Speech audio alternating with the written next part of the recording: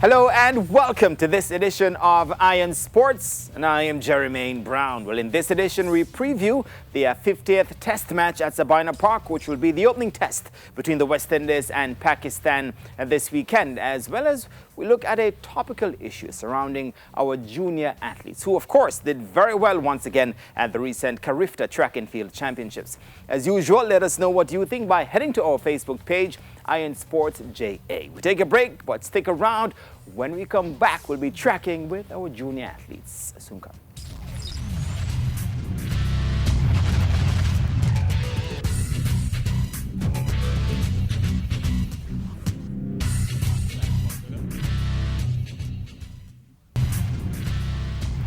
And welcome back to Iron Sports.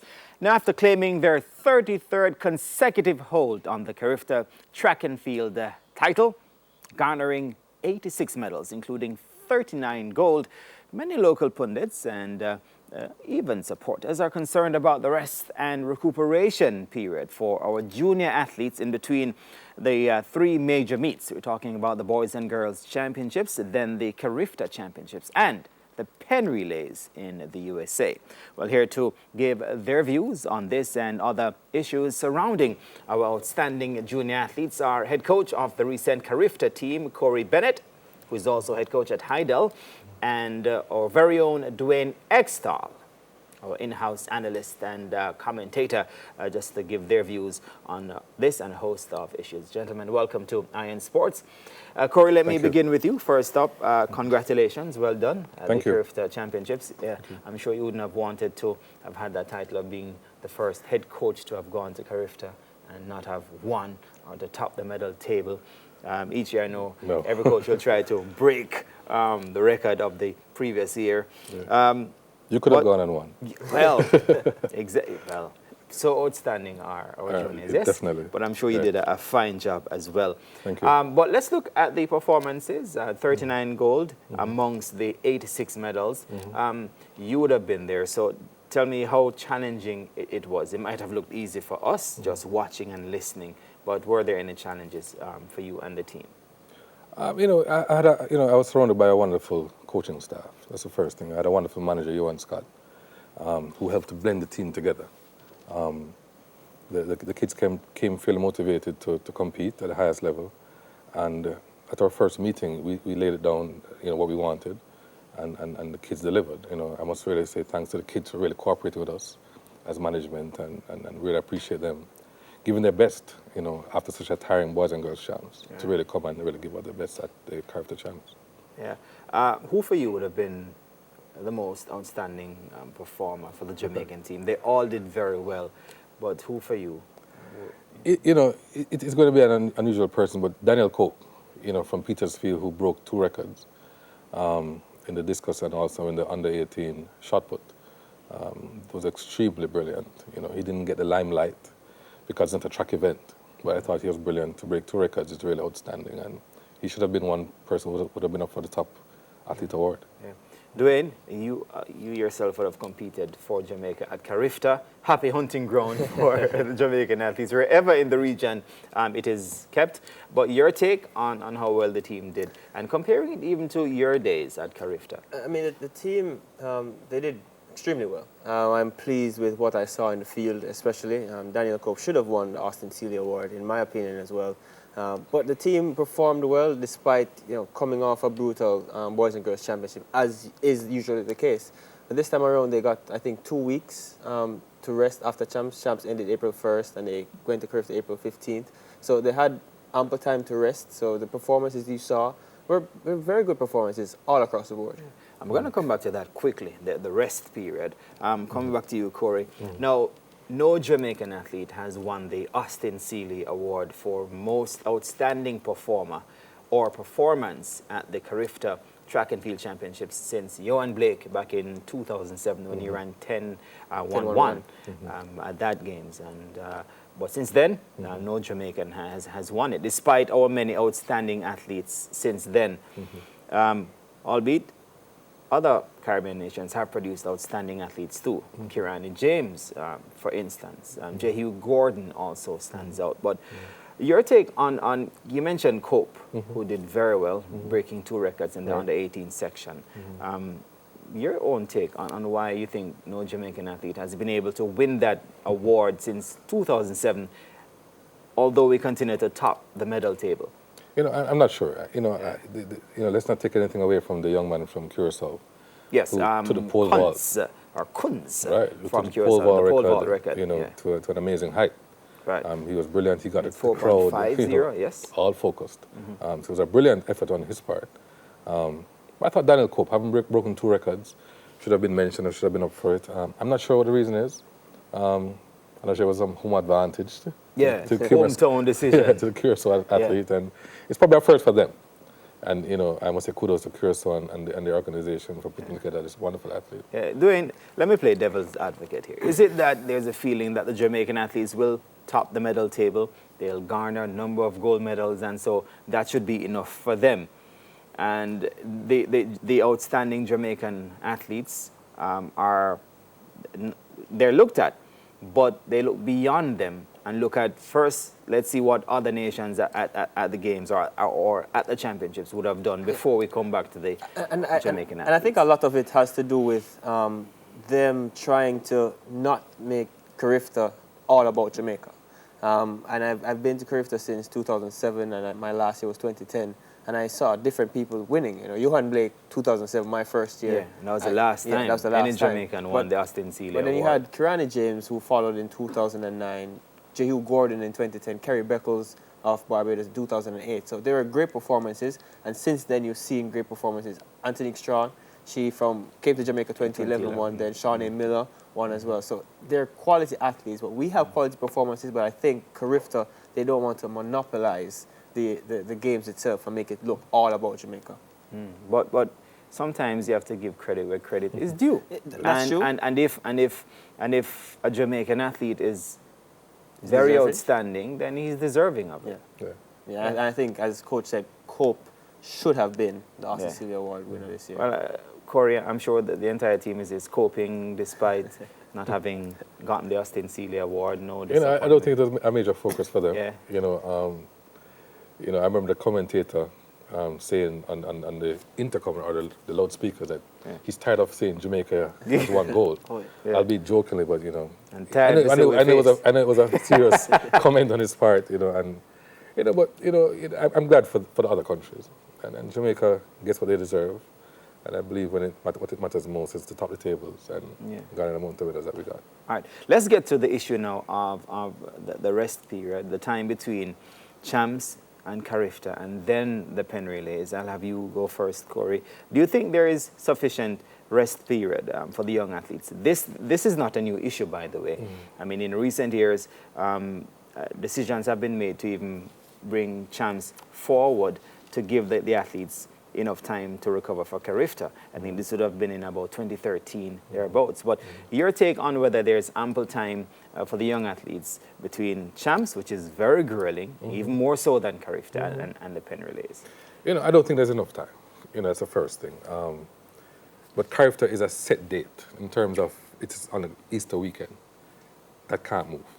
Pen relays, I think, is the last weekend in April. That also is hard to move. So the easiest thing to move would be our own boys and girls champ in the interest of our athletes. I know ISA made a rule change based on the burnout of our athletes. So it would be some consideration that they would have to make to facilitate the full recovery and recuperation of our athletes. This year it seemed like champs came very quickly. Yeah. I'm not so sure how much early you could really bring it. Right. But it's something that we have to deal with. I think that motivates a lot of mental draining. More than physical, and hopefully, we'll have a 2-week span like we did this year again in years to come. Yeah, Dwayne, once again, I'm going to play devil's advocate because there are some who would say some of our top juniors should forego Carifta, not compete there, just look to after champs rest and then come back for pen relays. This has been said about Chris Taylor. Even when Usain Bolt was at his heights as a junior, it was even said then he could forego Carifta. Your take on that? I think it's difficult to tell a youngster that you shouldn't represent your country. A lot of times these youngsters... I mean at Carifta. Yeah, at Carifta Games. But I mean, when you some of the times, some of these athletes, they don't get an opportunity at the senior level to wear the black, green, and gold. You know, because a lot of times it gets difficult as they get older. So having that opportunity while you're young to experience different cultures, different nations, meet different people, you know, it takes away that urge, that drive to want to train. Because I remember when I made my first Carifta team, 2007, that was my motivation every year to come back to train, to get to Carifta, because I made friends there and I'd love to see them again. Yeah. So it's kind of difficult to tell a youngster, you know, you have to skip. You can skip the Carifta games and go to pen relays. It's kind of hard to do. I love that point, and you as someone who would have experienced that too. Corey, your take on the suggestion that some of our better juniors or should forego Carifta, or we send a somewhat second-rate team, the B team, since we're so outstanding. You know, I'm not in agreement with that. You know, and we need to be careful how we take our success for granted. You know, the West Indies is testament to that.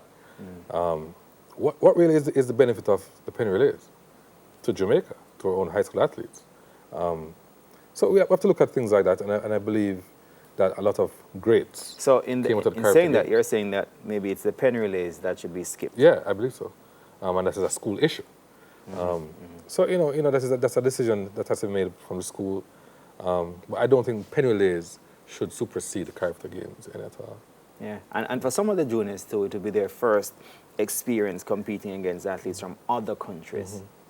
Yeah, and to touch on the point Coach made just now, the pen relays, I'm not sure how much they help these schools to get to the event. You know, we bring the crowds every year, along with our senior athletes. We bring the crowds, because if you look in the stadium, almost half the stadium is Jamaica support. So I'm not sure how much they pay our schools to come with That's an excellent point too. Because even at Carifta, I understand that the stadium is booked or sold based off Jamaican athletes, and stating that the Jamaicans will be in town and you know expect their dominance and talent to show. Definitely. All right, a major decision coming out now is that there's a decision now to revert to the under-17s at Carifta and not under-18. So you'll have the under-17s and under-20s, as it has been, or as it was for numerous years, because of the plan by the IAAF to just have under-20s and no under-18s.